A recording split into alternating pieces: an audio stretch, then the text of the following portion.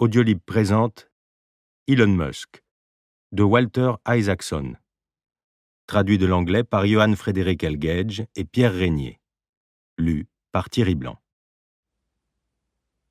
Un mythe s'est imposé avec le temps. Parce que son père a quelquefois connu une certaine réussite, Musk aurait eu beaucoup d'argent sur lui à son arrivée en Amérique du Nord en 1989, peut-être même les poches remplies d'émeraudes. Errol encourage parfois cette perception. En fait, ce qu'il avait touché de la mine d'émeraude de Zambie avait perdu toute valeur quelques années plus tôt. Quand son fils quitte l'Afrique du Sud, Errol lui remet $2000 en chèque de voyage et sa mère lui en donne 2000 autres en soldant un compte-titre qu'elle avait ouvert avec l'argent gagné, adolescente, lors d'un concours de beauté. À part cela, à son arrivée à Montréal, il n'a sur lui qu'une liste de parents éloignés de sa mère qu'il n'a jamais rencontrés. Il prévoit de rendre visite à l'oncle de May, mais il découvre que ce dernier n'habite plus à Montréal. Il se présente donc dans une auberge de jeunesse où il partage une chambre avec 5 autres personnes. « J'étais habitué à l'Afrique du Sud où les gens vous dévalisent et vous tuent. J'ai donc dormi sur mon sac à dos jusqu'à ce que je m'aperçoive que tous ces gens n'étaient pas des meurtriers. » Il s'aventure en ville, en s'étonnant de constater que les maisons n'ont pas de barreaux aux fenêtres.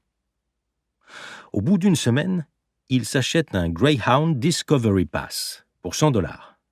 Cet abonnement d'autocar lui permet de voyager n'importe où au Canada pendant 6 mois. Un cousin germain de son âge, Mark Tolon, vit dans une ferme de la province du Saskatchewan, non loin de Moose Jaw, où habitaient ses grands-parents. Il prend donc cette direction. Sa destination se situe à plus de 2700 km de Montréal. Le car, qui s'arrête dans chaque hameau, met plusieurs jours à effectuer la traversée du Canada. À un arrêt, le jeune voyageur descend s'acheter à déjeuner et, voyant le chauffeur redémarrer, il court pour grimper à bord. Malheureusement, le chauffeur a déjà sorti sa valise contenant ses chèques de voyage et ses vêtements du car.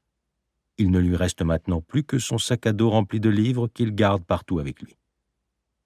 Le mal qu'il se donne pour faire remplacer ses chèques, ça lui prend 2 semaines, est un signe avant-coureur pour lui de la nécessité de chambouler les systèmes de paiement. À son arrivée dans la petite ville voisine de la ferme de son cousin, il se sert de la monnaie qu'il a en poche pour lui téléphoner.